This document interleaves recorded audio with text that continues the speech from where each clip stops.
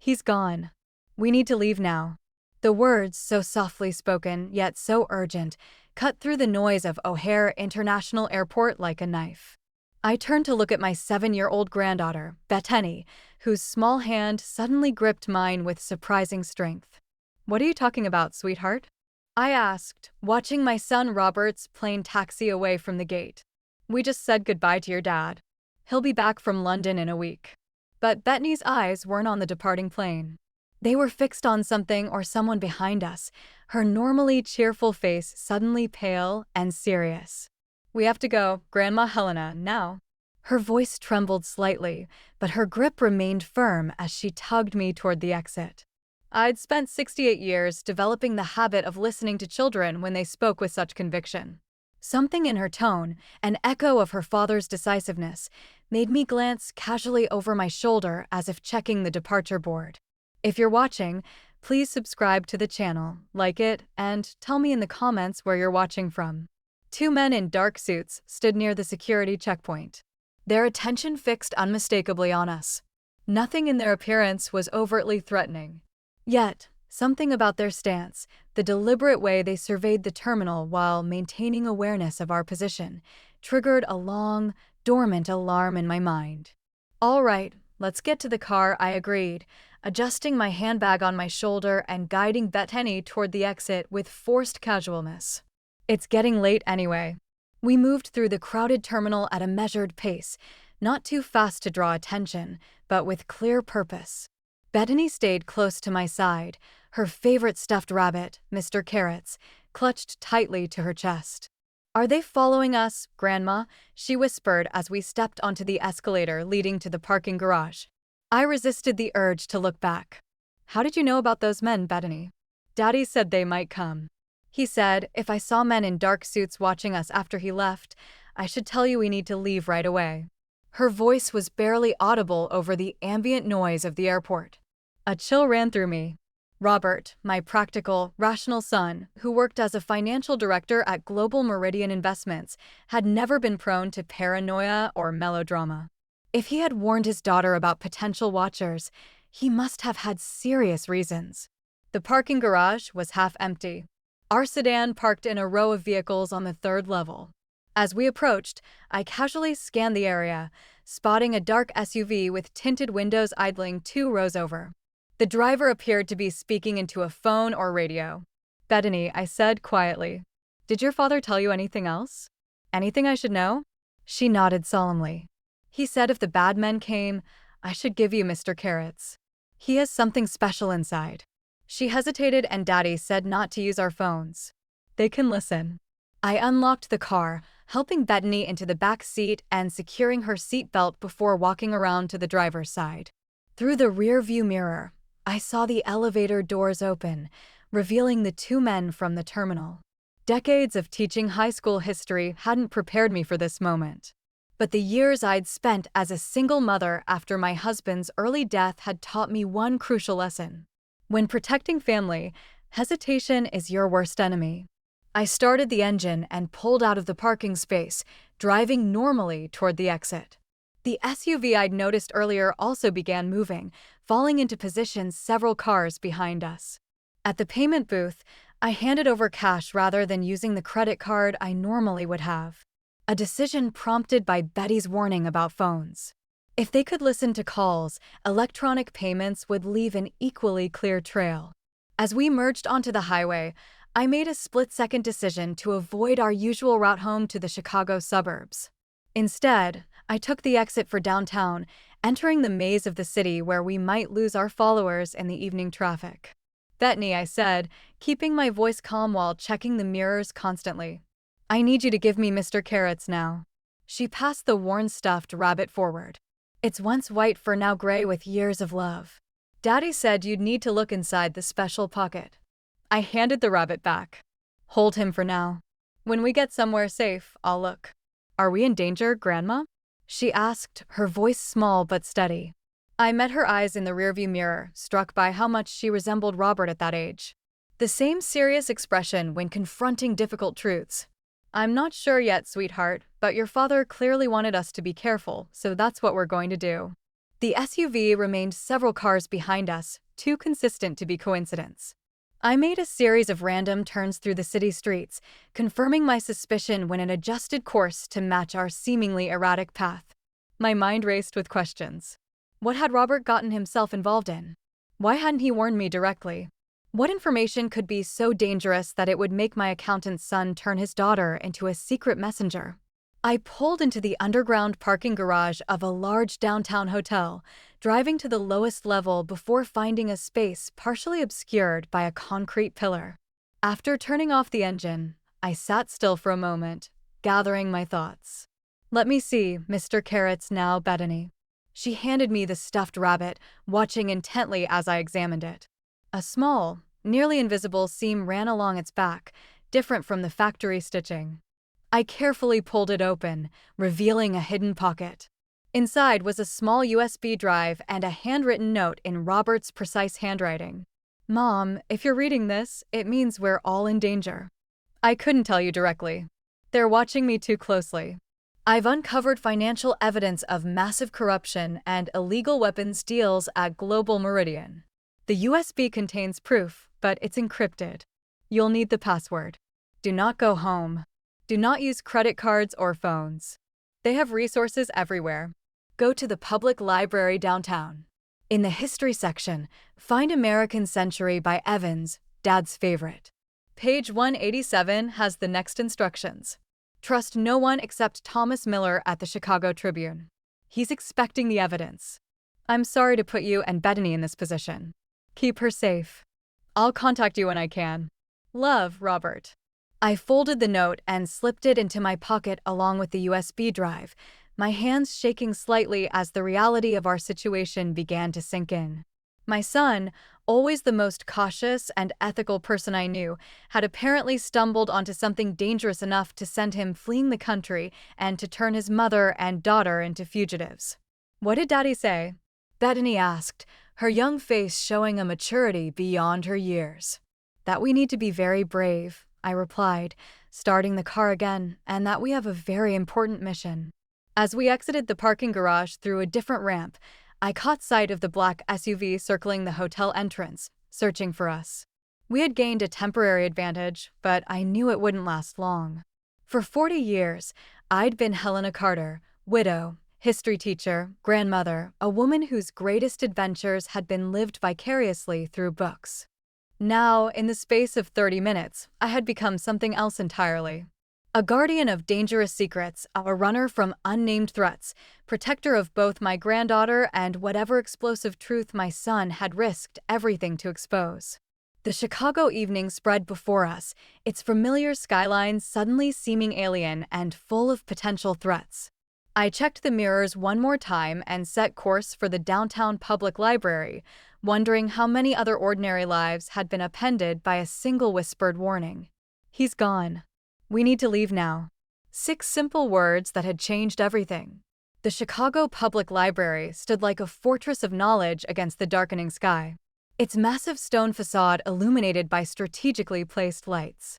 Under different circumstances, I would have appreciated its grandeur.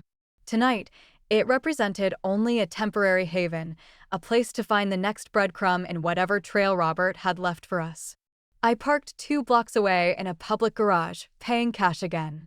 Before leaving the car, I rummaged through the emergency bag I kept in the trunk, a habit formed during harsh Midwestern winters, finding a baseball cap and light jacket for myself and a hooded sweatshirt for Bettany. "We're going to play a game," I told her as we walked toward the library, my eyes constantly scanning our surroundings. "We're going to pretend to be different people for a little while, like actors in a play." Bettany nodded solemnly. "Because of the bad men?" "Yes, sweetheart. Just to be safe." "I can be Elsa," she declared, referring to her favorite character from the movies she watched endlessly. "And you can be Anna," I supplied, grateful for her ability to frame our situation as an adventure rather than a nightmare. "Sisters stick together, right?" Her small hand squeezed mine in agreement as we climbed the library steps. Inside, the cavernous main hall buzzed with the quiet energy of evening patrons. Students hunched over laptops, elderly men reading newspapers, young professionals browsing new releases. We blended into this tableau of normally. Just a grandmother and granddaughter visiting the library on a weeknight. The history section occupied most of the third floor. Rows of shelves creating a labyrinth of knowledge spanning centuries and continents. I moved with purpose. Years of teaching history giving me an intuitive sense of where to look. American history, mid-10th century. There it would be. American Century by Evans, I murmured, running my fingers along the spines until I found it. A thick volume with a faded dust jacket showing the iconic image of Times Square on VJ Day. My late husband James had indeed loved this book, keeping a copy in his study throughout our marriage. Robert's reference wasn't random. He was using family knowledge as security, information that wouldn't appear in any database mining of our personal details. I pulled the volume from the shelf and turned to page 187, my heart racing. There, tucked between pages detailing the Marshall Plan, was a small envelope. I slipped it into my pocket without examining its contents, returned the book to its place, and guided Bethany toward the children's section. "Can we get some books, Grandma?" she asked as we passed colorful displays. "Not today, sweetheart. We need to keep moving." I softened the denial with a gentle squeeze of her shoulder. "But maybe you could choose one for me to tell you about later from memory." While Bethany deliberated between picture books displayed on a revolving rack, I found a quiet corner and quickly examined the envelope's contents. Inside was a small key, old-fashioned, possibly for a safety deposit box, and another note in Robert's handwriting. "First National Bank, Box 1547.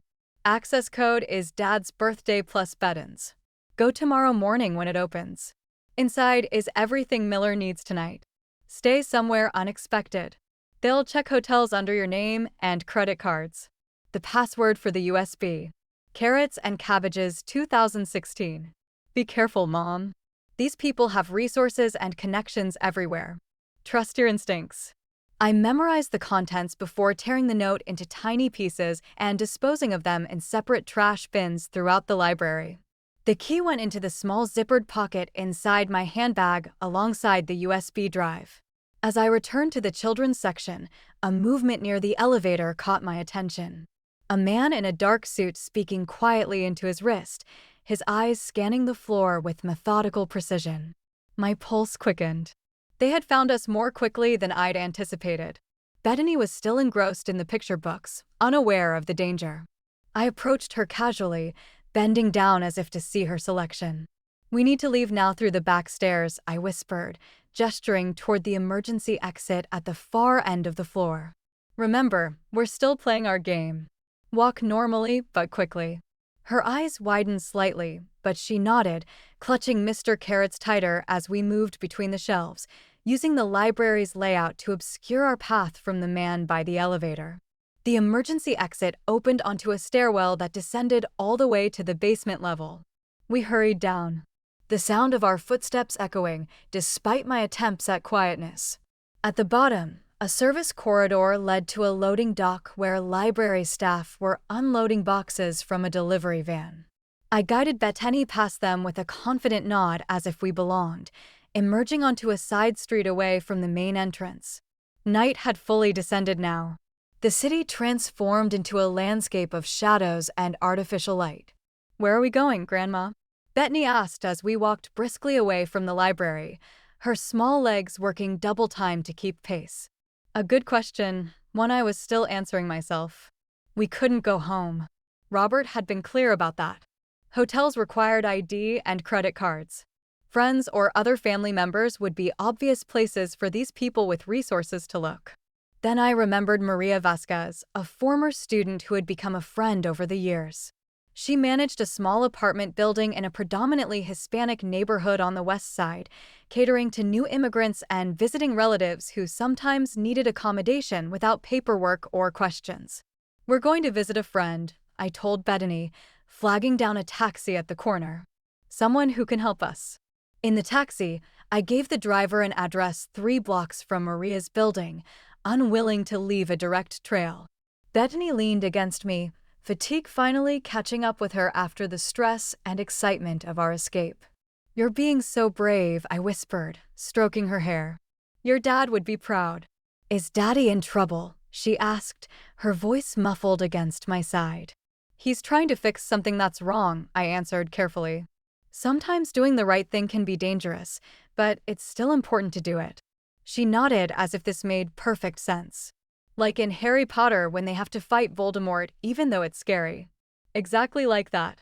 I agreed, marveling at how children could often distill complex moral situations to their essence. Maria's building was a modest 3-story walk-up on a street lined with similar structures. Their facades brightened by window boxes and cultural touches that transformed institutional architecture into homes. The neighborhood hummed with evening life, families chatting on stoops, music drifting from open windows, the scent of various cuisines mingling in the air. Maria answered her door with surprise that quickly shifted to concern as she took in our appearance and the urgency in my eyes. Helena, what brings you here so late? And with the little one too. Maria, I need a favor, I said quietly. We need a place to stay tonight, somewhere no one would think to look for us. And I need to borrow your laptop if possible. To her credit, Maria asked no questions beyond what was necessary. Within 20 minutes, we were settled in a small but clean studio apartment on the 3rd floor, typically used for visiting relatives. She brought us a laptop, some basic toiletries, and a bag of food from her own kitchen. Whatever trouble you're in, Helena, you know you can trust me, she said at the door. It's better if you don't know the details, I replied, touched by her unhesitating help. But thank you. We won't stay long. Just tonight. After she left, I made a simple dinner from the food she'd provided, watching Bettany eat with relief. Children were remarkably resilient, but they still needed the basics: food, rest, and a sense of security, however provisional. Once she was tucked into bed, Mr. Carrots clutched to her chest. I sat at the small table by the window and inserted the USB drive into Maria's laptop. A single encrypted file appeared, requesting a password. I typed in Carrots and Cabbages 2016 and held my breath. The file opened, revealing hundreds of documents, financial records, emails, meeting transcripts, and photographs. I wasn't a financial expert, but even to my untrained eye, the evidence was damning. Global Meridian Investments had apparently been facilitating money laundering for several drug cartels and terrorist organizations, disguising the transactions as legitimate investments while skimming millions in fees. Worse, they had been financing weapons deals to conflict zones under embargo, using humanitarian aid organizations as fronts. Names of high-ranking executives appeared throughout, including several who held positions in regulatory bodies and government agencies. The corruption wasn't just within the company. It had metastasized into the very systems designed to prevent such activities. No wonder Robert had fled. No wonder he couldn't risk direct communication. The people implicated in these documents had everything to lose if this information became public. I closed the files and removed the USB drive, my hands trembling slightly. Tomorrow we would need to access the safety deposit box and then find this Thomas Miller at the Chicago Tribune. But for tonight, our only job was to rest and remain hidden. From the bed, Betty's voice drifted softly through the darkness. "Grandma, are we going to be okay?" I moved to sit beside her, brushing the hair from her forehead. "Yes, sweetheart. We're going to be just fine. Your dad trusted us with something very important, and we're going to help him make things right." She nodded sleepily, already drifting off. "I knew you would know what to do. Daddy said you were the bravest person he ever knew." The words caught me by surprise, a warm counterpoint to the fear and uncertainty that had dominated the evening. In Robert's eyes, apparently, I wasn't just a retired history teacher who made good cookies and remembered birthdays.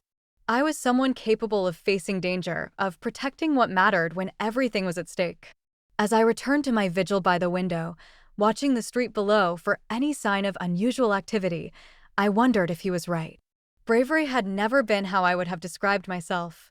Practical perhaps, determined, resilient, but brave. The night stretched before us, filled with unknowns. Tomorrow would bring new challenges, new dangers. But tonight, in this small apartment, far from our comfortable suburban existence, I made a silent promise to my absent son and the sleeping child who trusted me so completely. I would become whatever the situation required: brave, cunning, resourceful. The people hunting us might have resources and connections, but I had something more powerful. A lifetime of underestimation as an elderly woman and the fierce, uncompromising love of a grandmother. Protecting her family. They wouldn't see me coming, and that would be their mistake. Dawn broke over Chicago, painting the city's skyline in shades of amber and gold that belied the danger lurking in its streets. I had slept fitfully, jerking awake at every distant siren or raised voice from the street below. Now, watching Bethany sleep peacefully with Mr. Carrots tucked under her chin, I allowed myself a moment of doubt. Was I truly equipped for this? At 68, my expertise lay in explaining the Treaty of Versailles to restless teenagers, not outmaneuvering corporate assassins. Yet here I was, planning our approach to a bank as if it were a military operation, all based on cryptic instructions from my son, who was now halfway across the Atlantic. Bethany stirred, her eyes opening with that peculiar clarity children sometimes possess upon waking. No gradual transition, just an immediate presence. "Are we going to see Daddy today?" she asked, sitting up and rubbing sleep from her eyes. "Not today, sweetheart," I answered, helping her out of bed. "Today, we're going to follow the next clue your father left us." Like a treasure hunt, she brightened at this framing. "With the key you found in the book." "Exactly. But first, breakfast." Maria had slipped a bag outside our door containing fresh clothes for both of us. Simple, practical items that would help us blend into the city crowd. There was also a note informing me she had called in a favor from her cousin who drove a taxi. He would take us wherever we needed to go. No questions asked. By 8:30, we were in her cousin Ramon's taxi heading toward the downtown financial district. I had explained to Bethany the importance of our game continuing. We would use different names, avoid drawing attention, and most importantly, she should never mention her father or why we were really at the bank. If anyone asks, "We're just getting some of Grandma's special jewelry out of the box," I told her as the taxi navigated morning traffic. "Can you remember that?" She nodded solemnly. "I'm good at remembering things. Daddy says I have an elephant's memory." First National Bank occupied a limestone building that exuded stability and tradition, attributes that had once seemed reassuring, but now felt like a facade concealing darker truths. How many other transactions within these respectable walls served purposes like those documented in Robert's files? Ramon agreed to wait for us, finding a spot near a coffee shop across the street. I took Bethany's hand as we ascended the broad stone steps, consciously adjusting my posture to project confidence rather than the apprehension churning inside me.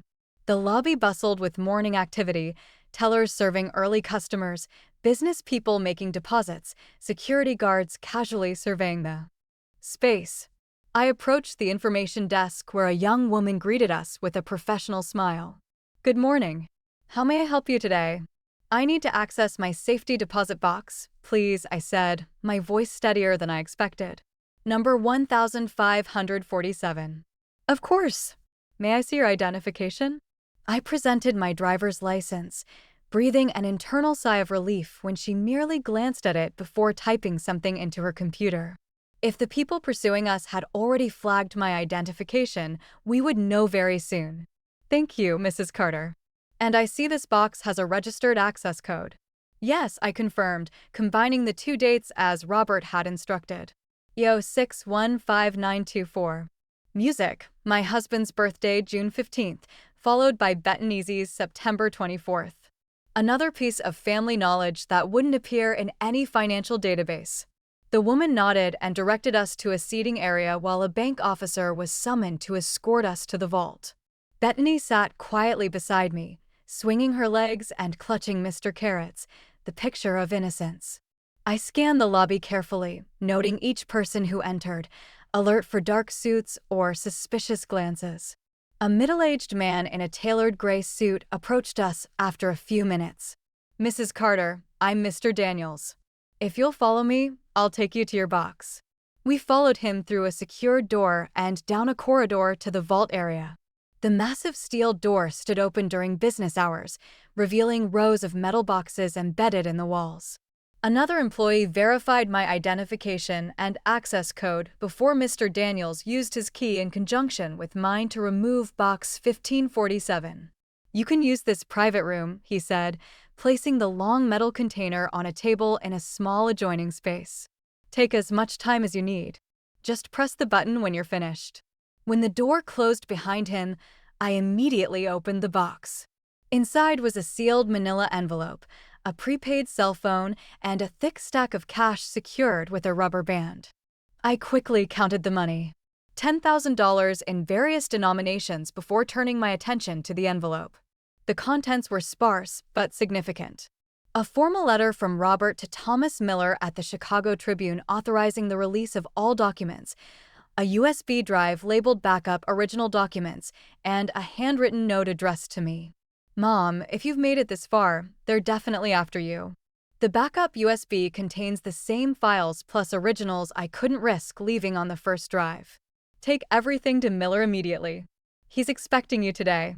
The prepaid phone has one number programmed, a secure line that will reach me eventually. Use it only in absolute emergency, as it can be traced after activation. After delivering everything to Miller, take Bethany and leave Chicago. Use the cash for transportation and accommodations. Avoid planes or trains where ID is required. There's a cabin in Michigan that Dad and I used to visit. The fishing place on Cedar Lake. Remember it? The key is still hidden under the same rock by the back door. Go there and wait for my contact. I'm so sorry for putting you through this. I never intended for either of you to be involved. But when I realized how deep this went and how closely I was being watched, I had no choice. Tell Bethany I love her more than anything. Robert. I folded the note and placed it in my pocket, then gathered everything else into my handbag. Bethany watched me with curious eyes, but asked no questions, seeming to understand instinctively that this was the serious part of our game. "Did you find the treasure?" she whispered as I closed the empty box. "We found the next clue," I replied softly. "And now we need to deliver it to a special person who can help your daddy." I pressed the button to summon Mr. Daniels, using the brief waiting period to compose myself. We were halfway through Robert's trail of breadcrumbs, moving steadily toward whatever endgame he had planned. But if my years teaching history had taught me anything, it was that the most dangerous moment often comes not at the beginning of a revolution, but when its success begins to seem possible. The Chicago Tribune offices were only 15 blocks away. As we left the bank and returned to Ramon's waiting taxi, I couldn't shake the feeling that we were being watched. That somewhere in the morning crowd, eyes were tracking our movement, calculating our destination, preparing to intercept us before we could deliver the evidence that would blow apart their carefully constructed criminal enterprise. "Where to now, Mrs. Vasquez?" Rayon asked, using Maria's surname for me as instructed. "The Tribune building, please," I replied, settling Bethany beside me in the back seat. "And if you notice anyone following us, please take evasive action." Ramon's eyes met mine in the rearview mirror, a flash of understanding passing between us. "Certainly, Sonora.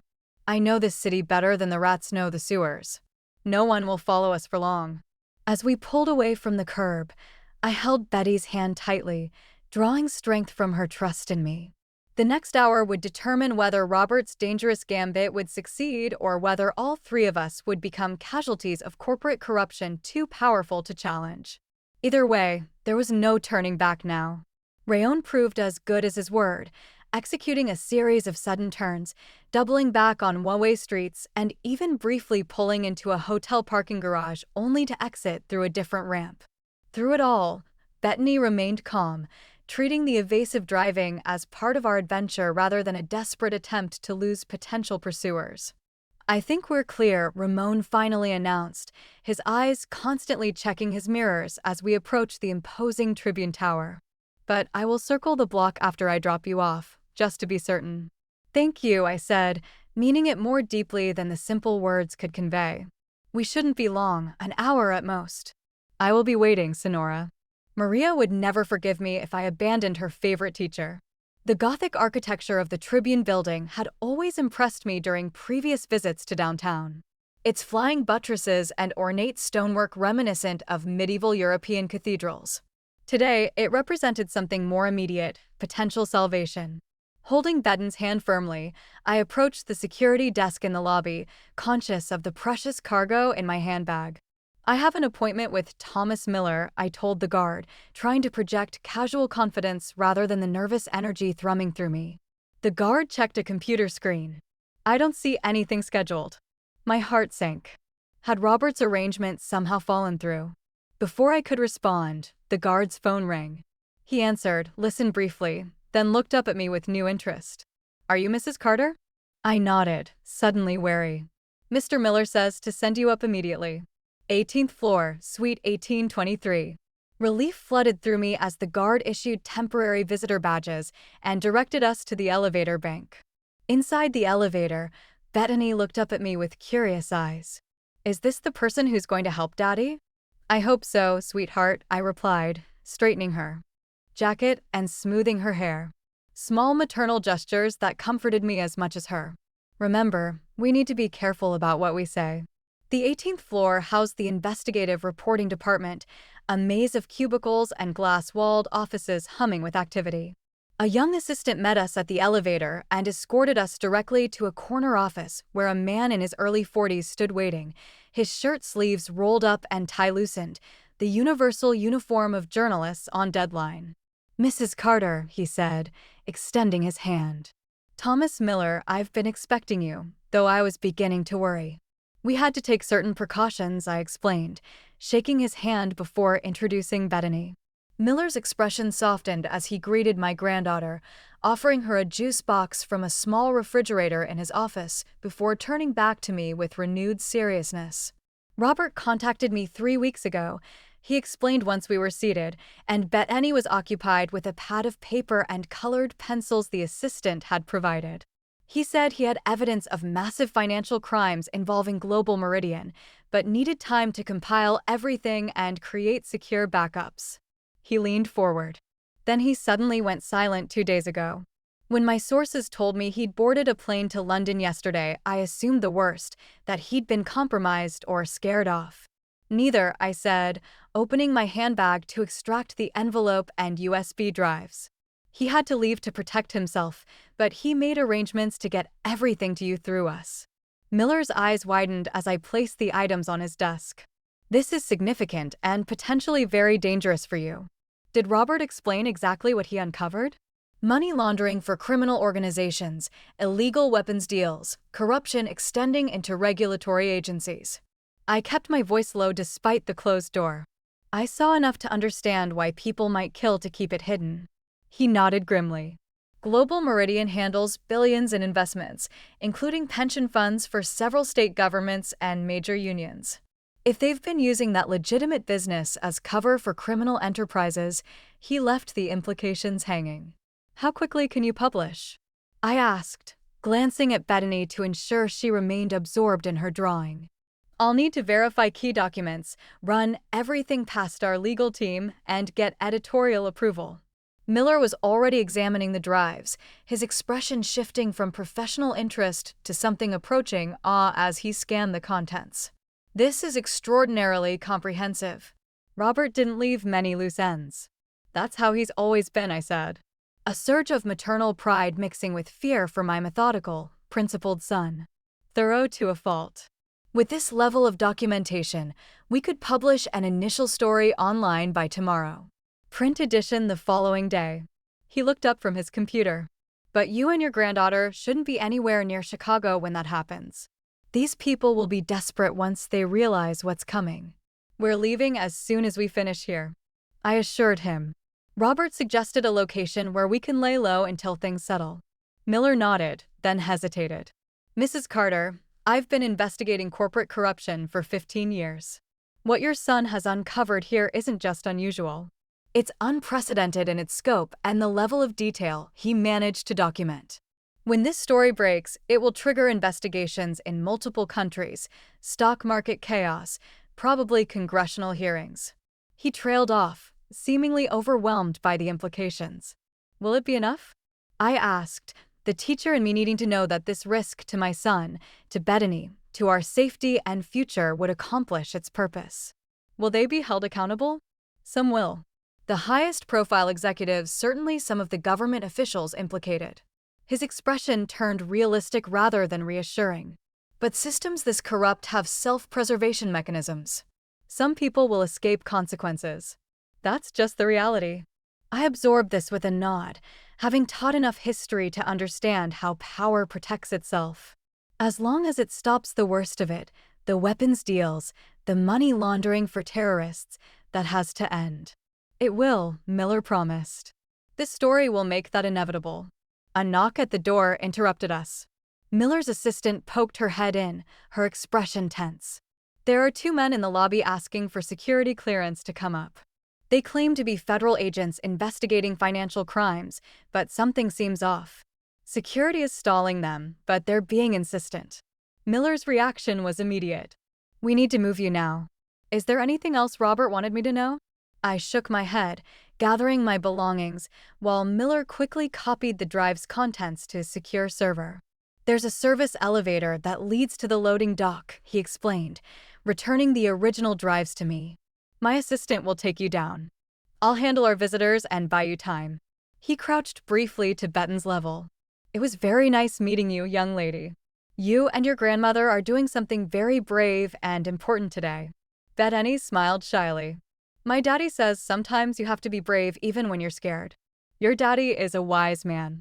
Miller replied, a flicker of emotion crossing his face before he turned back to me. Go now. I'll contact you through the secure channel Robert established once the story is published. The assistant led us through a maze of hallways to a freight elevator tucked at the back of the floor. As the doors closed, I caught a glimpse of 2 men in dark suits stepping off the main elevator, their expressions grim and purposeful.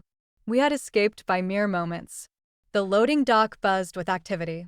Delivery trucks arriving with paper supplies, cafeteria deliveries, mailroom staff sorting packages. We slipped through the organized chaos unnoticed, emerging onto a side street away from the main entrance.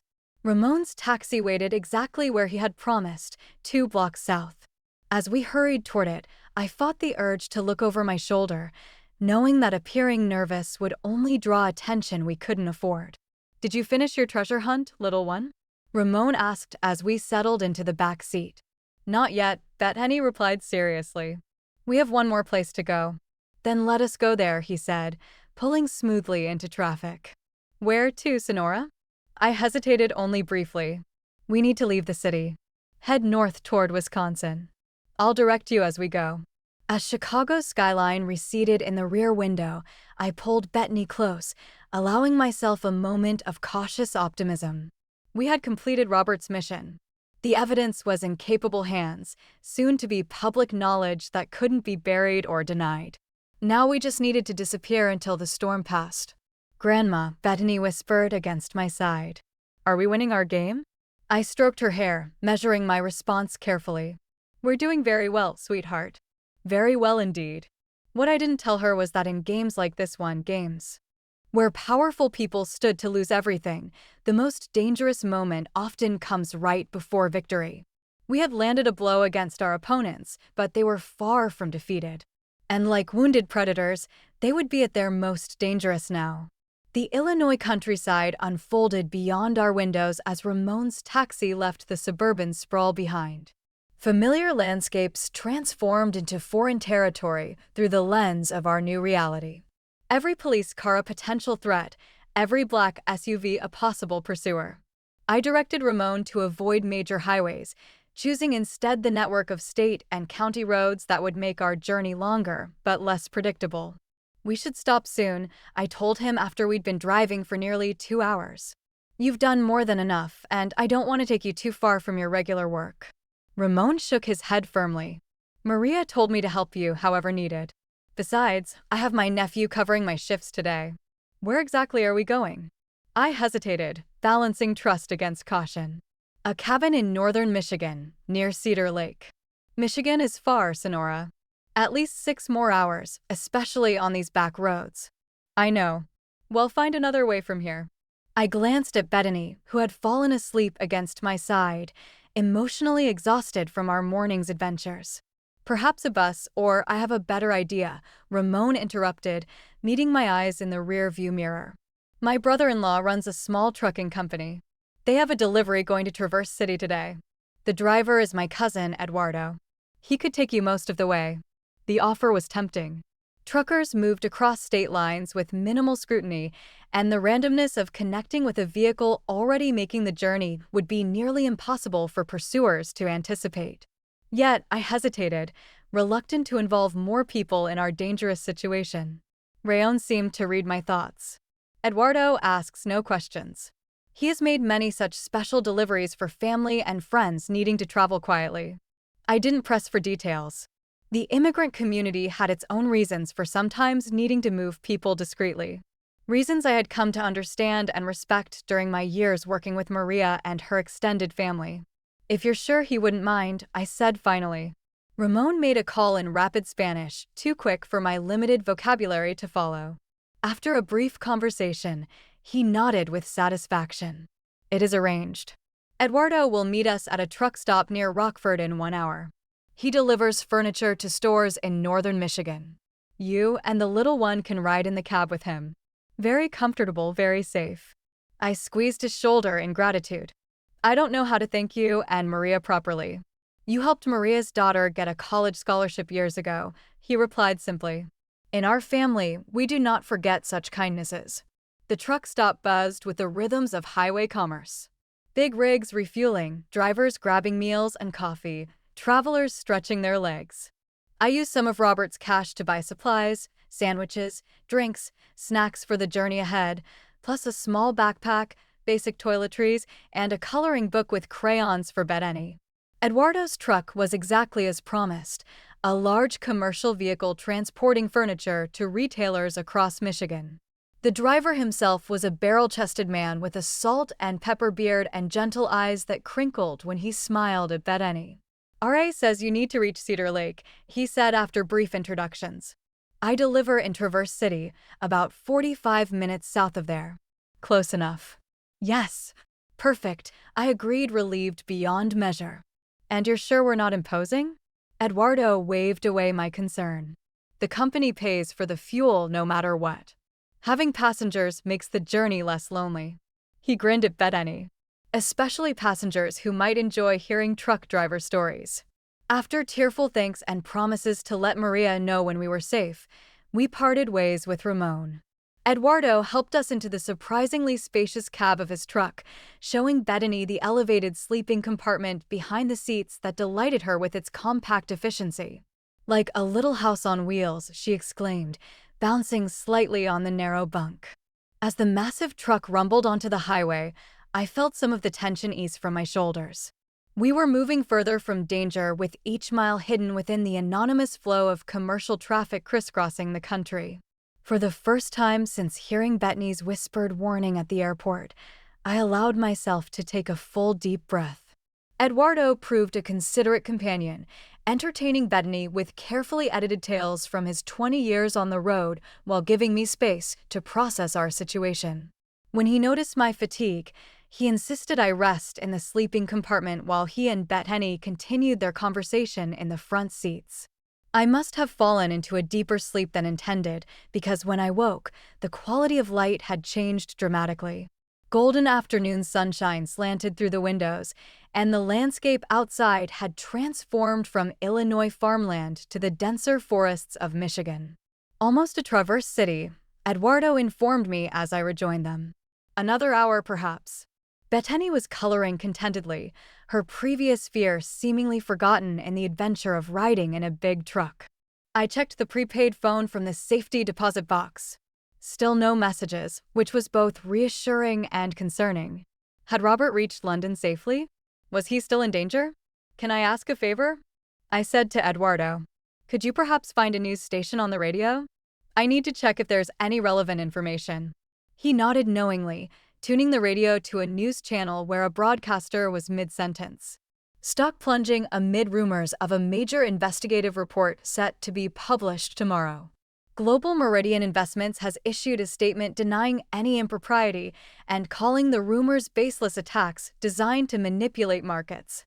Trading was temporarily halted after shares dropped 20% in afternoon trading. Financial analysts are speculating about Eduardo changed the station at my request, but the damage was done. Word was already leaking.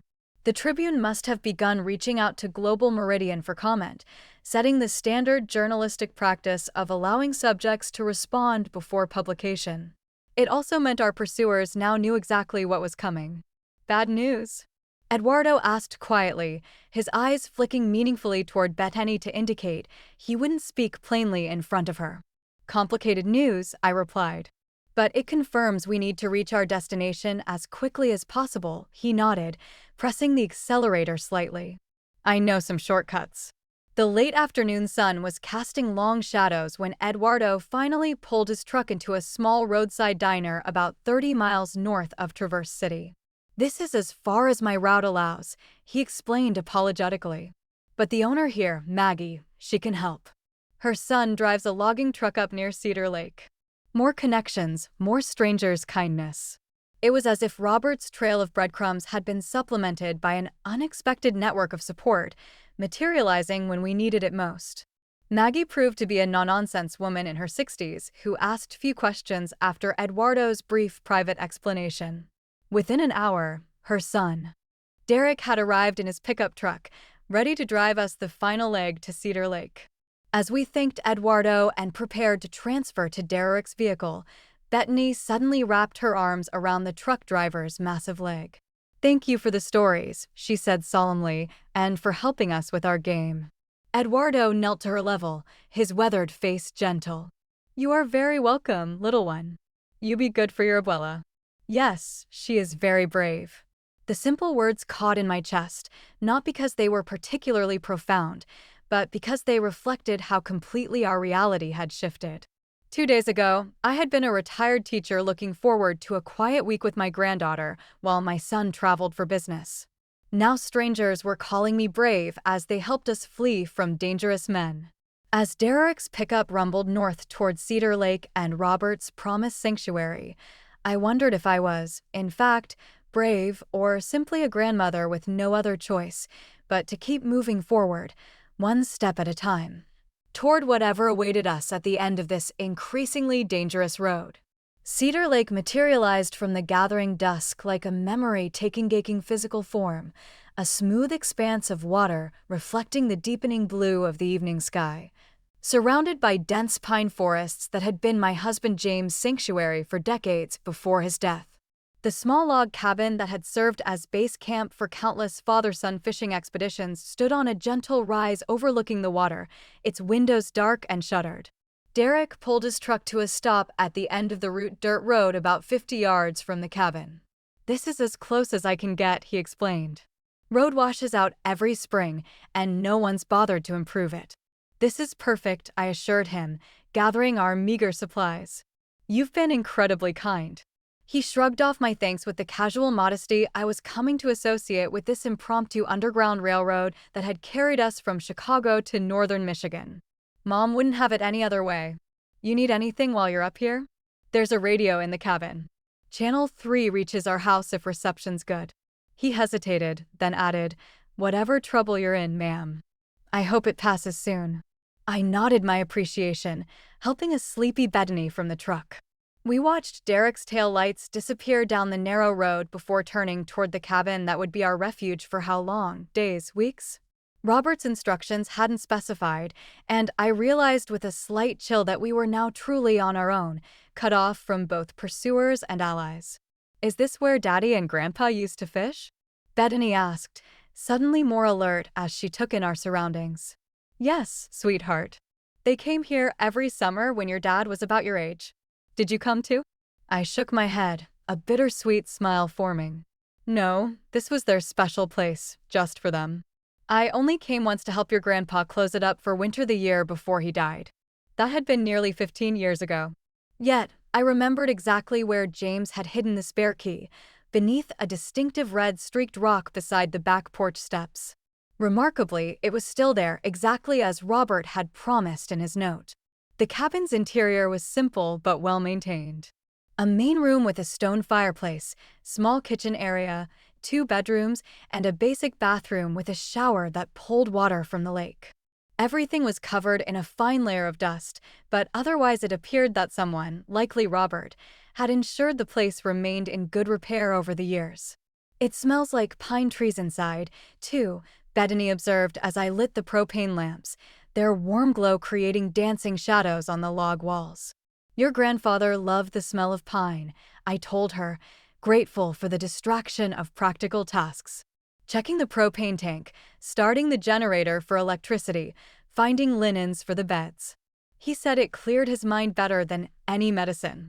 Working together, we soon had the cabin reasonably comfortable.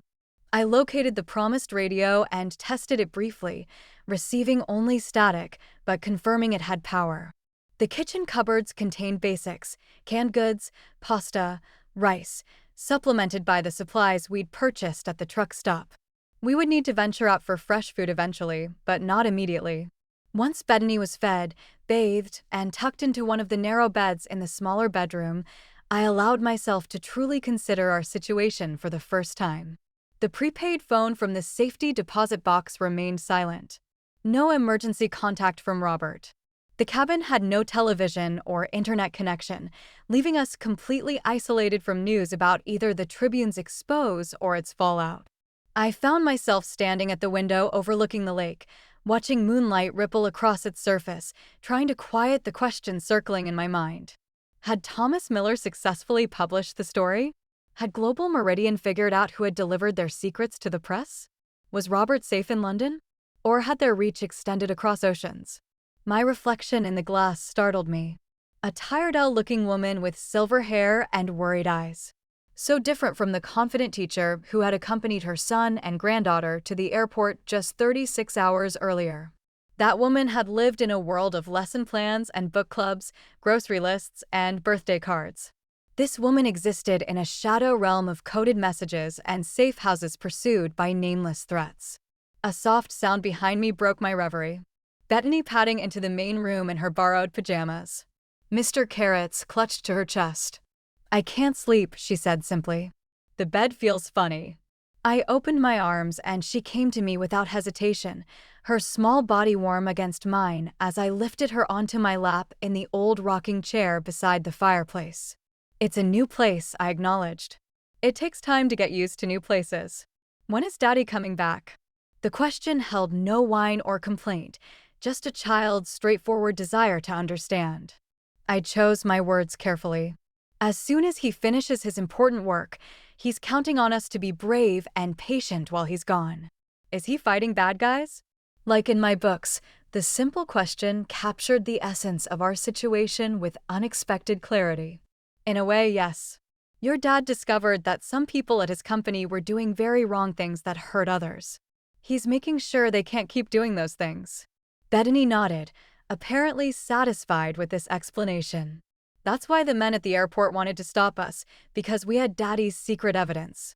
I shouldn't have been surprised by her comprehension. Children absorb far more than adults often credit.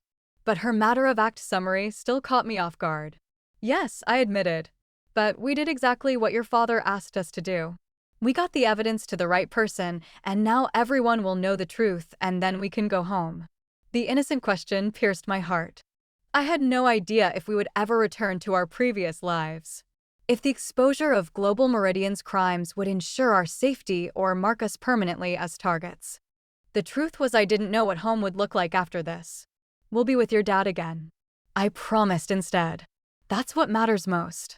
She accepted this, her eyelids growing heavy as I rocked gently back and forth. Within minutes, she had drifted back to sleep, her breathing deep and even, face peaceful in the lamplight. I continued rocking, reluctant to disturb her rest by moving her back to bed. Outside, an owl called across the lake, a haunting sound that seemed to echo the uncertainty of our future. Yet in that moment, with Betty's trusting weight against me, I felt an unexpected clarity of purpose. Whatever came next, whatever challenges or dangers we still faced, I would protect this child. Not just because she was my granddaughter or because Robert had entrusted her to my care, but because in a world where powerful people could casually authorize weapons deals that would kill thousands or launder money for terrorists, Protecting innocence and truth became an act of defiance. I had spent decades teaching students about historical moments when ordinary people faced extraordinary choices. Now, in the quiet of a remote cabin with a sleeping child in my arms, I realized I had become one of those people, thrust by circumstance into a moment that would define not just my life, but potentially many others. The thought was terrifying and somehow strangely empowering. Morning arrived with startling beauty. Sunlight filtering through pine boughs, casting dappled patterns across the cabin floor, while birdsong filled the air outside. For a disorienting moment, I could almost believe we were simply on vacation, that Robert would emerge from the second bedroom, yawning and asking about breakfast, that our greatest concern would be whether the fish were biting today. Reality reasserted itself when I checked the prepaid phone. Still no messages, and automatically scanned the tree for any sign of unexpected movement. Old habits from a mere 2 days of life on the run already ingrained, as if I'd lived this way for years. Bethany, however, embraced our new environment with the adaptability of childhood. After a breakfast of oatmeal and canned peaches, she explored the cabin with delight, discovering fishing tackle in a closet, board games with missing pieces under a bed, and a collection of field guides to local wildlife that captured her immediate interest. "Grandma, can we go looking for birds?" she asked, showing me detailed illustrations of chickies and nuthatches. "The book says there are lots here." I hesitated, torn between caution and the need to maintain some semblance of normalcy for her sake. The cabin was isolated, the nearest neighbor at least a mile away, according to my memory of James' descriptions. Surely a short walk along the lake shore would be safe enough. "We'll stay close to the cabin," I decided, helping her into her jacket. "And if I say we need to go back, we go immediately." No questions, she nodded solemnly, accepting these terms with the seriousness of our ongoing game. Together we ventured outside, keeping to the tree where we could quickly retreat to cover if necessary. The spring air carried a lingering chill, but sunshine warmed our faces as we walked slowly along the shore. Bethany clutching her bird guide and pointing excitedly at each flutter of wings. I found myself simultaneously hypervigilant and oddly at peace, scanning constantly for threats while absorbing the simple joy of watching my granddaughter discover something new. Was this how mothers in war zones felt during brief moments of normalcy? This dissonant blend of danger and domestic tranquility. We had identified 7 different bird species and collected an assortment of interesting rocks when the distant sound of a vehicle engine sent ice through my veins. I grabbed Bethany's hand, pulling her toward the trees. Inside, now I whispered, all senses suddenly heightened. We hurried back to the cabin, entering through the rear door and securing it behind us. I positioned Bethany in the smaller bedroom away from windows. "Stay here until I come get you," I instructed, keeping my voice calm despite the pounding of my heart. "Remember how we practiced, being very quiet," she nodded, clutching Mr. Carrots tightly, her eyes wide but trusting. I moved silently to the front window, positioning myself to see without being seen. A pickup truck, older model, rusted around the wheel wells, had stopped at the end of the dirt road. A single figure emerged. An older man in flannel and work boots carrying what appeared to be a paper grocery bag. Relief flooded through me as I recognized Derek's description of his father, the property caretaker who checked on the cabin periodically. Still, I maintained caution, watching as he approached and knocked firmly on the front door. "Mrs. Carter," he called. "It's Jim Lawson. Derek sent me with some supplies." I retrieved Bethany before answering, unwilling to let her out of my sight even for a moment. Together, we opened the door to find a weathered man in his 70s with kind eyes and a face creased from decades of outdoor work.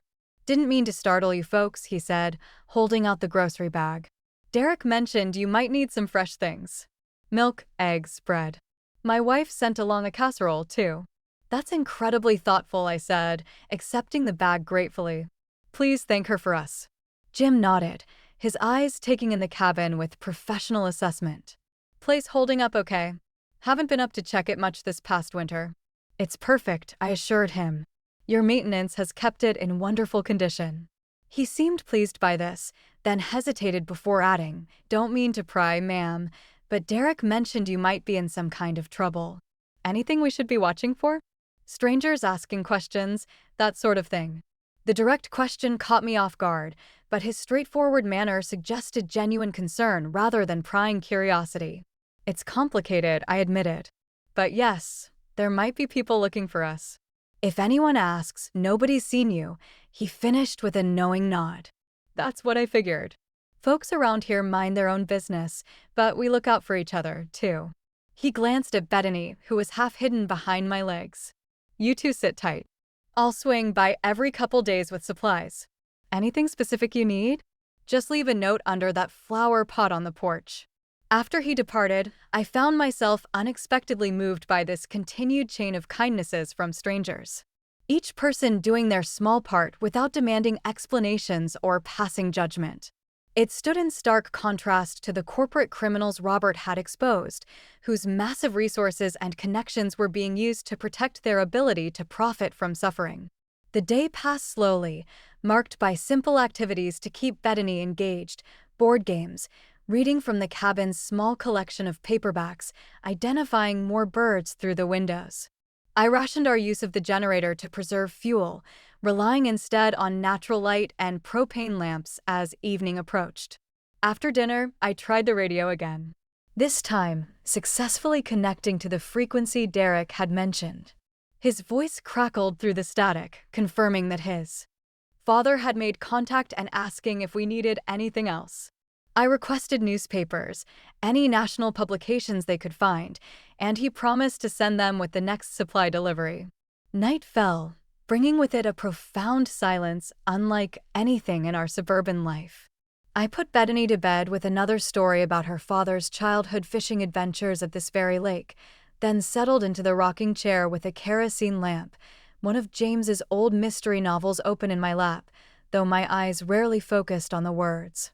Around midnight, the prepaid phone finally chirped. A single text message from an unlisted number. Story published. Global Meridian stock suspended. FBI raided headquarters. Stay put. Contact coming in 3 days. All safe for now. The term message told me nothing about Robert's personal safety, but confirmed our mission had succeeded. Thomas Miller had published the expose, and the wheels of justice, however imperfect, had begun to turn. I allowed myself a moment of satisfaction before the implications of contact coming in 3 days registered. Someone would be arriving at the cabin, someone Robert trusted enough to send to us.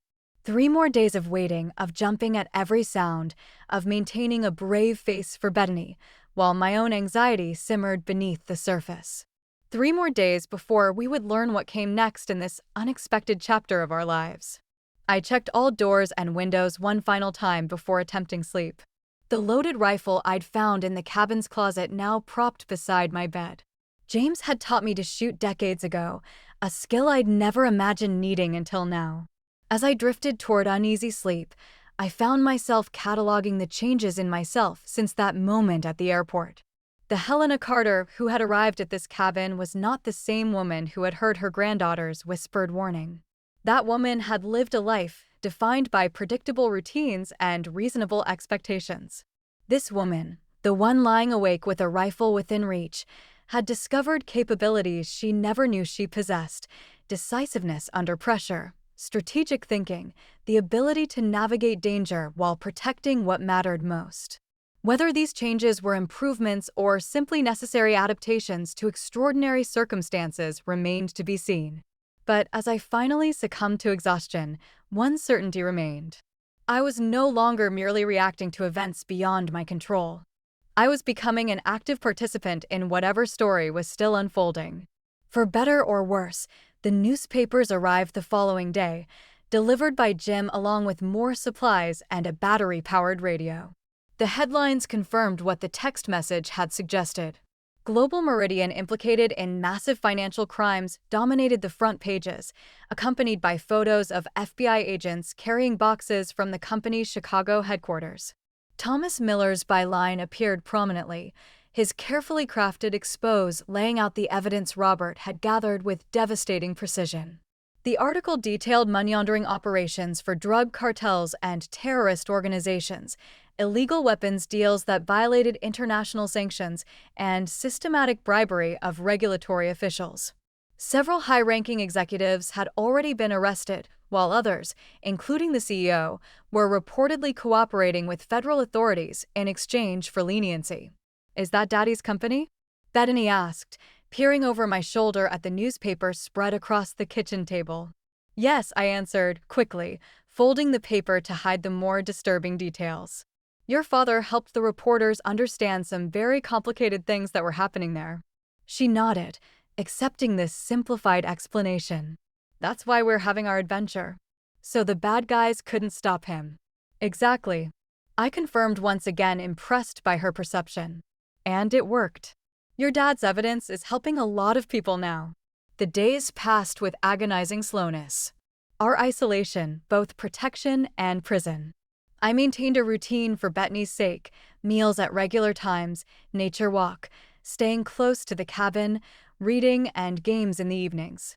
The battery radio brought news updates that I listened to after she was asleep, absorbing the growing scandal as Global Meridian's crimes captured national attention.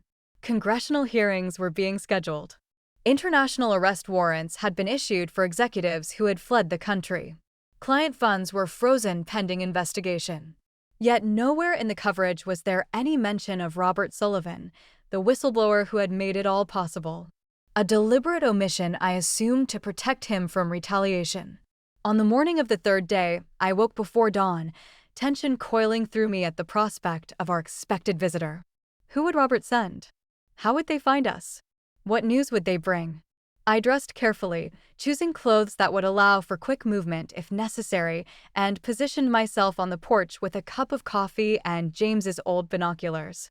Bethany still slept peacefully inside, unaware of the significance of this particular day. The sun had just cleared the tree when I spotted movement on the dirt road. Not a vehicle, but a single figure on foot approaching steadily. I retrieved the rifle from inside the door, keeping it visible, but not directly aimed. As the visitor drew closer, the morning mist partially obscured their features, but I could make out a woman of medium height carrying a backpack dressed for hiking in practical boots and layers. As she came within 50 yards, recognition hit me like a physical blow. Rachel Sullivan, Robert's ex-wife and Bettine's mother. I lowered the rifle immediately, shock and confusion wearing within me. Rachel had moved to California after the divorce 2 years ago, establishing a new life that included minimal involvement with her daughter.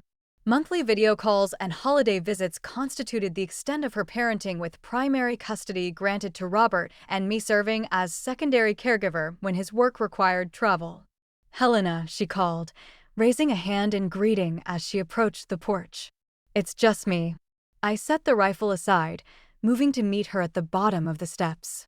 She looked exhausted, dark circles under her eyes, her normally immaculate appearance rumpled from travel. "Rachel," I responded, still processing her unexpected arrival. "How did you Robert arranged everything?"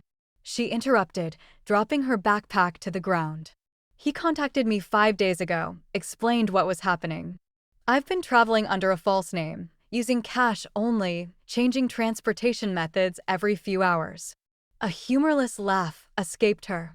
Apparently, those crime novels he always read came in handy for planning fugitive logistics. Before I could respond, the cabin door flew open and Bethany burst onto the porch, her face transforming with disbelieving joy. "Mommy," she cried, practically tumbling down the steps in her haste. Rachel knelt, opening her arms as Bethany crashed into her embrace. "Hey, Bug," she said, using the nickname she'd given her daughter as an infant. "I've missed you so much." I stepped back, giving them space for their reunion while trying to realign my understanding of our situation. Rachel's presence changed everything, raised new questions, created new possibilities and complications. After the emotional greetings subsided, we moved inside, where Rachel accepted coffee and began filling in the considerable gaps in my understanding. "Robert contacted me through an old email account we kept for emergencies," she explained, warming her hands on the mug. "He knew they'd be monitoring his usual communications, but this address was from before we were married. No connection to his current identity." "He told you everything?" I asked, still processing the implications. She nodded. About the money laundering, the weapons deals, all of it. He said he couldn't warn you directly because they were watching him too closely. But he knew you'd protect Bethany if he gave her the right instructions. A flicker of something, regret, shame, crossed her face. He trusted you completely. Helena said you were the strongest person he knew. Bethany had settled against her mother's side, clearly unwilling to break physical contact after their long separation. I sent her to wash up and change clothes, needing a moment to speak with Rachel privately. Where is he now? I asked once Bethany was out of earshot. Is he safe? Rachel glanced toward the hallway before lowering her voice. He never went to London. The ticket was a diversion. He's been in Canada working with international authorities to track the offshore accounts. She hesitated, then continued. The reason he sent me here is we need to move, all of us, tonight. The calm I'd cultivated over the past days shattered instantly. Why? What's happened? The investigation is revealing connections beyond what even Robert anticipated. Government officials, intelligence agencies, foreign interests, all compromised. Some very powerful people are facing prison or worse, and they've traced the leak back to Robert. Her eyes met mine, fear evident despite her controlled tone. They've identified his family as leverage. There was an incident at my apartment in California. Men broke in, ransacked the place. Robert's contact in the FBI says they're narrowing the search, focusing on properties with family connections. Cold dread settled in my stomach. This cabin is registered to James' estate. She confirmed grimly. It's only a matter of time before they find it in property records. Robert says we have to leave tonight, meet his contact at the Canadian border. They have new identities prepared, a place for us to stay until the immediate danger passes. The magnitude of what she was describing, abandoning our entire lives, possibly permanently, struck me with physical force. I sank into a chair, trying to process this new reality. How long? I managed finally. How long until we can come back? Rachel's expression softened with sympathy. Robert doesn't know. Months at minimum, possibly longer. The unspoken, possibly never, hung in the air between us. I thought of my home filled with decades of memories. My friends, the community I'd built over a lifetime. All of it potentially lost because my son had chosen to expose corruption at the highest levels. I know it's overwhelming, Rachel said quietly. But we don't have a choice, Helena. These people have reached the desperate stage where they have nothing left to lose. If they can't silence Robert directly, they'll use us to force his hand. I looked toward the hallway where Bettine's happy humming drifted from the bathroom, blissfully unaware that her world was about to be upended yet again. Then we leave tonight, I said, my resolve hardening around the one certainty that remained constant through all these changes. Protecting my family came before everything else. Tell me what we need to do. Dusk settled over Cedar Lake as we made our final preparations. Rachel's instructions were precise. Take only what we could carry in backpacks, dress in layers, bring the minimum identification necessary. Everything else would be left behind. The cabin itself would be made to look temporarily abandoned rather than hastily fled, buying us precious time if our pursuers tracked us this far. I moved through the small rooms with bittersweet efficiency, erasing traces of our presence, while preserving the illusion that we might return any day. Beds were left rumpled but not stripped. Dishes were washed but left in the drying rack. Fishing gear was positioned near the door as if ready for tomorrow's expedition. Grandma, why do we have to leave at night? Bethany asked as I helped her pack her few belongings. Isn't it harder to see? That's exactly why. I explained, folding her extra sweater into a compact bundle. Sometimes it's safer when people can't see you clearly. She nodded, accepting this logic, like hide and seek in the dark. Very much like that, I agreed, grateful for her ability to frame our desperate flight as another phase of our ongoing game. Rachel entered with an armful of food items packed into Ziploc bags. The contact says to bring provisions for 24 hours. We'll have about a 6-hour hike to reach the Rendezvous Point. 6 hours through the forest at night. I couldn't keep the concern from my voice. With a 7-year-old, Robert planned the route carefully, she assured me. It follows game trails most of the way, avoids major elevation changes, and keeps to terrain that's manageable even in low light. He used to hunt in these woods with his father. Remember? I did remember James and Robert disappearing for weekends during deer season, returning with detailed stories of their woodland adventures, regardless of whether they'd actually caught anything. Those expeditions had given my son an intimate knowledge of the backcountry that now might save our lives. The alternative is driving, Rachel continued, which means roads, checkpoints, potential witnesses. The Canadian border is surprisingly porous in these remote areas if you know where to cross on foot. The casual way she referenced a legal border crossing highlighted how completely our world had shifted. 3 weeks ago, I would have been appalled at the suggestion. Now it seemed not just reasonable, but necessary. By 10 o'clock, darkness had fully claimed the forest. We doused all lights in the cabin and waited another hour to ensure our night vision was fully adjusted before beginning our journey. Bethany, initially excited by the prospect of a night adventure, had grown quieter as the reality of leaving the cabin's safety set in. "Will we ever come back here?" she asked as I adjusted her small backpack over her shoulders. The question pierced me with its simple directness. I considered offering reassurance, then decided on honesty instead. "I don't know, sweetheart, but what matters most is that we're together. You, me, and your mom. Places can be left behind, but people are what make a real home." She nodded, then reached for my hand. "I'm ready." Rachel led the way, navigating with a red filtered headlamp that preserved our night vision while providing just enough illumination to follow the narrow trail. I took the rear position with Bethany between us. The forest enveloped us immediately, a dense world of sounds and scents accentuated by the darkness. Owls called overhead. Small creatures rustled in the underbrush, and the sweet rheanous scent of pine surrounded us like nature's perfume. We moved slowly but steadily, stopping every 30 minutes for brief rests in water. Bethany maintained an impressive pace for her age, though I could see fatigue beginning to show after the second hour.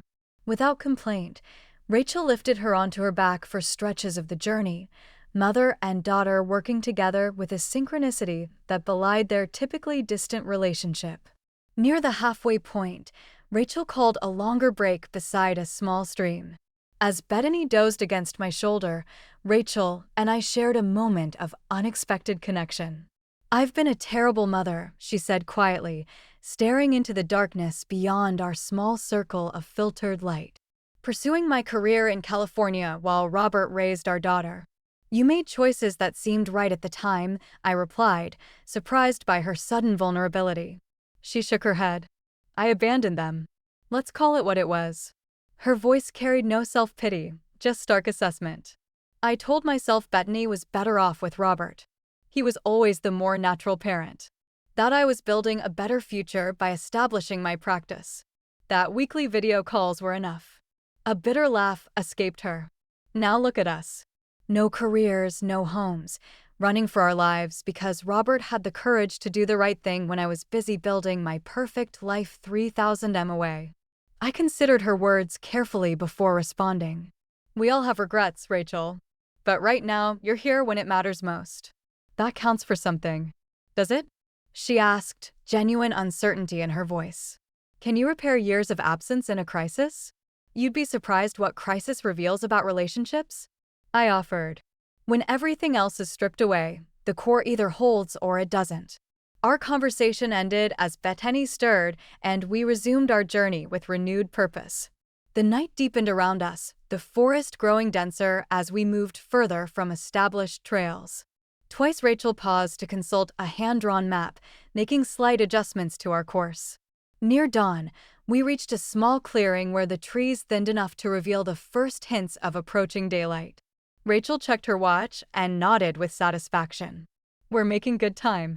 The Rendezvous Point is about 40 minutes ahead, a small hunting cabin just south of the border. From there, our contact will guide us across and to transportation on the Canadian side. "Who is this contact?"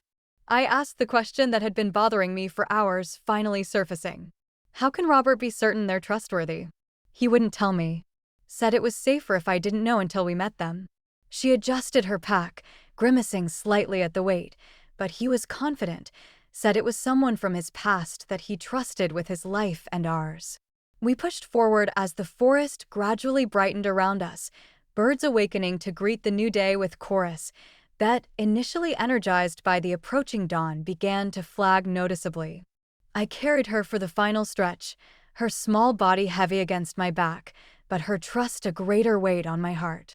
The hunting cabin appeared suddenly. A crude one, room structure nearly reclaimed by the surrounding vegetation. No smoke rose from its chimney. No light shone from its single window. But Rachel approached with confidence. "Hello," she called softly, rapping lightly on the weathered door. "We're the Sullivan family." Silence answered, stretching uncomfortably until I began to wonder if we'd somehow missed our connection. Then the door creaked open, revealing a figure silhouetted against the dim interior. Right on time, a woman's voice observed, stepping into the morning light. "Robert said you'd be punctual." Recognition hit me with the force of a physical blow. The woman, slim, athletic, with gray-streaked, dark hair, cropped short, had aged 2 decades since I'd last seen her, but her identity was unmistakable. "Diane," I whispered, nearly stumbling in shock. Diane Matthews, Robert's college girlfriend, who had abruptly disappeared from his life during their senior year after being recruited by an unnamed government agency. The relationship that had broken my son's heart and set him on a completely different life path than he'd planned. "Hello, Helena," she replied with a slight smile. "It's been a long time. You know each other?" Rachel asked, confusion evident in her voice. "We did once," Diane confirmed, gesturing us inside. "A lifetime ago, before I became someone else entirely, as we entered the cabin, I struggled to integrate this new piece into the already complex puzzle of our situation." Robert's cryptic message about someone from his past took on new significance. Had he maintained contact with Diane all these years? Or had their paths crossed again through the twisted connections of Global Meridian's corruption? The cabin's interior was Spartan, but prepared for our arrival. Bottled water, energy bars, a first aid kit, and most surprisingly, a satellite phone that looked significantly more advanced than civilian technology. "We don't have much time," Diane said, all business now as she checked her watch. "Border Patrol changes shifts in 90 minutes. That's our window to cross undetected." Bethany, observing this new development with wide eyes, tugged at my sleeve. "Grandma, who is she?" I knelt to her level, finding simple words for a complicated situation. "Someone who knew your daddy a long time ago. Someone who's going to help us find him." "That's right," Diane confirmed, softening her tone as she addressed Bethany directly. "Your dad and I were good friends once. And now I'm going to make sure you all get somewhere safe." As she outlined the next phase of our journey, a 2-mile hike to the border, crossing at a specific unmanned section, then another mile to a waiting vehicle. I found myself wondering what other surprises awaited us on this extraordinary path we'd been forced to travel. From a whispered warning in an airport to an international escape coordinated by a long-lost girlfriend turned covert operative, nothing in my 68 years had prepared me for any of this. Yet here I stood, ready to follow this ghost from my son's past into yet another unknown. Because when protecting family, there is no map too complex, no journey too daunting, no ally too unexpected. The border crossing proceeded with practiced efficiency. Diane guided us along game trails so faint they were nearly invisible, her movements betraying years of fieldcraft that I could only imagine. We maintained silence except for essential communication, with Bethany understanding the gravity of our situation despite her age, following instructions without question. "See that line of rocks?" Diane whispered, pointing to an unremarkable arrangement of stones that seemed natural to my untrained eye. "That's the border. Once we cross, we're in Canada. Different jurisdiction. Different pursuers. Gives us an advantage, at least temporarily." "Will they follow us?" Rachel asked, adjusting Betty's hood against the morning chill. "Eventually," Diane confirmed. "But international coordination takes time, even for organizations with their resources. That delay is what we're counting on." We crossed the invisible line between nations with no ceremony, no acknowledgement beyond Diane's brief nod of satisfaction. The forest on the Canadian side looked identical. The same pines, the same underbrush, the same bird song. Yet knowing we had left American soil created a psychological shift I couldn't quite articulate.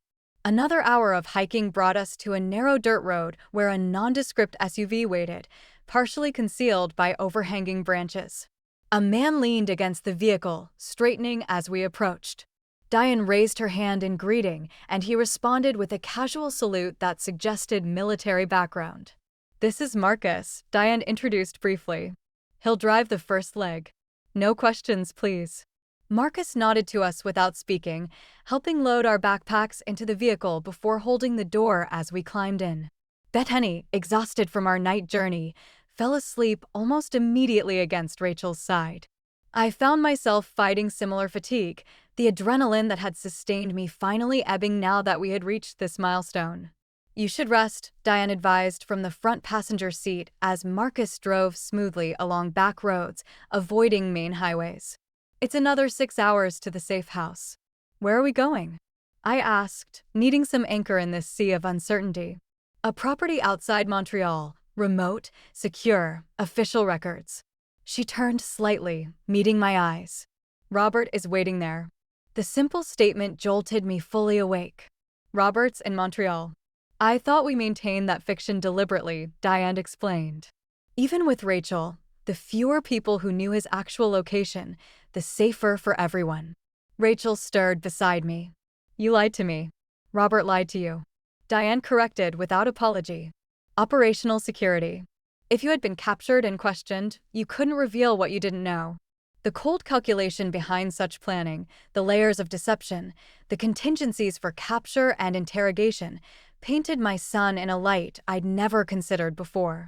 The methodical accountant I'd raised had orchestrated an international whistleblowing operation and escape plan worthy of an intelligence agency. "How do you fit into all this?"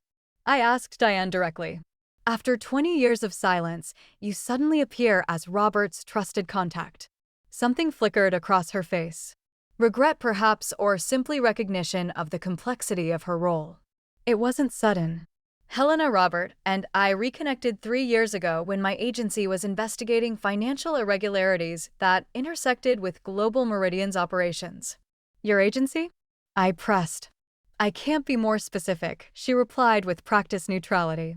But when Robert realized what he had discovered, he reached out through channels we had established during that investigation. What he found went far beyond our initial concerns. The weapons dealing alone crossed multiple international jurisdictions. The landscape outside our windows gradually transformed from dense forest to scattered farmland as we continued eastward. Bethany slept on, her face peaceful in unconsciousness, blissfully unaware of the international intrigue surrounding her father's actions. "Does she know?" I asked Rachel quietly, nodding toward our granddaughter about her father's relationship with Diane. Rachel shook her head. "Robert never mentioned her to me, not even when we were married. Whatever happened between them was something he kept completely private."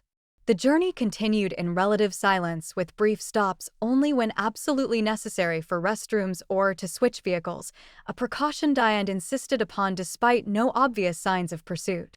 By late afternoon, we had reached the outskirts of Montreal, then continued north into increasingly rural territory. As dusk approached, Marcus turned onto a narrow gravel road that wound through thick woods for several miles before opening onto a clearing where a substantial log home stood, smoke curling invitingly from its chimney. My heart raced as we pulled up to the house, scanning the porch and windows for any sign of Robert. The front door opened as Marcus cut the engine. A figure stepped out, tall, familiar, despite the beard he'd grown since I'd last seen him, and my breath caught in my throat. "Daddy!" Betty's cry shattered the moment as she bolted from the car, suddenly wide awake and running full tilt toward her father. Robert caught her in mid-leap, spinning her around as she wrapped her arms around his neck. The raw emotion on his face, joy, relief, love, told its own story of the sacrifice and worry he'd endured during our separation. Rachel and I approached more slowly, both overwhelmed in our own ways by this reunion that had seemed increasingly improbable with each passing day. When Robert finally set Bethany down, he embraced Rachel briefly before turning to me. "Mom," he said simply, his voice breaking slightly as he pulled me into a tight hug. "You did it. You actually did it." "We did what you asked," I replied, my own voice unsteady. "Though your instructions could have been a bit more detailed." A surprised laugh escaped him. The first genuine moment of lightness in this entire ordeal. "I'll remember that for the next international corruption scandal I expose." Inside, the house revealed itself to be both comfortable and strategically designed. Large windows offering clear sightlines to all approaches, multiple exit points, a basement level that could serve as a bunker if needed. Someone had prepared for our arrival with homemade soup simmering on the stove and beds made up with fresh linens. After Bethany had been fed, bathed, and settled into a bedroom with both parents taking turns telling her bedtime stories, Robert, Diane, and I gathered in the main room. The weight of unanswered questions hung between us, demanding address now that the immediate crisis of our escape had been resolved. "I owe you both explanations," Robert acknowledged, pouring 3 glasses of whiskey and passing them around. "Where to begin?" "The beginning would be traditional," I suggested, taking a seat by the fire. "How did a financial director at an investment firm stumble onto international crime that warranted all this?" I gestured around us at our current circumstance. Robert sighed, the sound carrying the burden of months of secrets. "It started with discrepancies in our humanitarian investment fund, small inconsistencies that wouldn't trigger standard audits, but caught my attention because of their pattern. When I investigated, I found a shadow accounting system tracking the actual movement of funds to entities on international terrorism watch lists. And instead of walking away, you dug deeper," Diane added, her tone suggesting both admiration and exasperation. "I couldn't just ignore it," Robert defended. "Once I understood what was happening, that Global Meridian was using humanitarian aid as cover for weapons deals in conflict zones, that we were essentially profiting from both causing and alleviating suffering. I had to document everything. At extraordinary risk to yourself," I observed, and ultimately to us, his expression clouded with guilt. "I never intended to involve either of you. The plan was to compile the evidence, secure it off-site, then deliver it to Thomas Miller myself before disappearing, but they started watching me too closely. Every communication, every movement monitored." "So you used Bethany as your messenger?" I said, unable to keep a hint of judgment from my voice. "A 7-year-old child." "It was Diane's suggestion," he admitted, glancing toward her. "Children are often invisible in security calculations. No one would suspect I'd entrust critical information to my daughter." Diane met my questioning gaze directly. "It was the safest option among bad choices, Helena.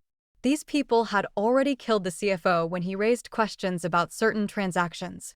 Robert was next on their list. They were just gathering replacement options before eliminating him." The blunt assessment sent a chill through me despite the fire's warmth. "And now what happens now that the evidence is public, that arrests are being made?" Robert and Diane exchanged a look that communicated volumes about shared knowledge. "We've dealt a significant blow," Robert explained carefully. "But what you've seen in the news represents only the most visible players. There are others, government officials, intelligence assets, military contractors, whose names weren't in the files I leaked because their connections were too well obscured." "Meaning we're still in danger," I concluded. "Meaning we need to disappear," he corrected gently. "All of us. New identities, new location, new lives. At least until the full investigation concludes and all principals are accounted for." The magnitude of this statement, the complete abandonment of our former lives, settled over me like a physical weight. I thought of my home filled with decades of memories, my friends, my community, all left behind without proper goodbyes. For how long? I asked the question that had haunted me since Rachel's arrival at the cabin. Robert and Diane exchanged another glance before he answered. "Minimum of 2 years, possibly longer." 2 years, I repeated. The number simultaneously shocking and yet somehow less devastating than the forever I had feared. And then best case scenario, the investigation concludes successfully. All major players are prosecuted and we can return with reasonable safety measures. Diane outlined. Worst case, the corruption proves too deeply embedded, too protected by powerful interests, and a return becomes too dangerous to risk. I absorbed this assessment, searching for the right question among the hundreds swirling in my mind. Where will we go? New Zealand, Robert answered. Remote enough to be secure. Stable government, English speaking, good educational system for Bettany. His expression softened. We've secured a small farm property. Nothing extravagant, but comfortable. Room for all of us. All of us? Including Rachel? I couldn't help asking, glancing toward the hallway where she was still with Bettany. That's her choice, Robert replied carefully. But yes, arrangements have been made if she chooses to come. Bettany needs both her parents now more than ever. I nodded, understanding the priority of keeping their daughter's world as stable as possible despite everything else that had changed. And Diane, I'll oversee the transition, she answered. Ensure the new identities hold, that you're safely established. Then I returned to my work. The conversation continued late into the night, filling in the considerable gaps in my understanding. How Robert had gathered the evidence, how Diane had helped create our escape route, how the safe house in New Zealand had been secured through channels that couldn't be traced back to any of us. As midnight approached, exhaustion finally claimed me. Robert showed me to a comfortable bedroom, lingering at the door as I prepared to close it. I never properly thanked you, he said quietly. What you did, protecting Bettany, delivering the evidence, evading professional pursuers, it was extraordinary. I'm her grandmother, I replied simply. And your mother? There was no other choice. He smiled, the expression reminiscent of the little boy who had once looked at me with the same unwavering faith. Dad always said, you were the strongest person he knew. I never fully understood what he meant until now.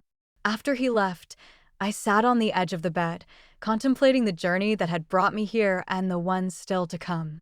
2 years minimum in a foreign country, living under an assumed identity, leaving behind everything familiar, a complete reinvention at 68 years old. Yet, as I prepared for sleep in this temporary safe haven with my son, granddaughter, and even my former daughter-in-law, all under one roof, I realized that what truly mattered had not been left behind at all. The essential core remained intact. My family, my values, my capacity to face whatever challenges lay ahead. From that first whispered warning in the airport, he's gone. We need to leave now. To this moment of temporary sanctuary. I had been transformed not just by circumstances beyond my control, but by my own choices in response to those circumstances. I had discovered capabilities I never knew I possessed. Courage I had never needed to test, and a resolve that would now carry us forward into our uncertain future. Whatever waited in New Zealand, whatever new life we would build there, I would face it with the same determination that had brought us safely to this moment. Not just a grandmother protecting her family, but a woman who had stared down danger and found herself equal to its challenge. A woman who had heard a child's warning and changed everything. Thank you so much for listening. If you like this story, leave a like, subscribe, and share it with someone who also likes this kind of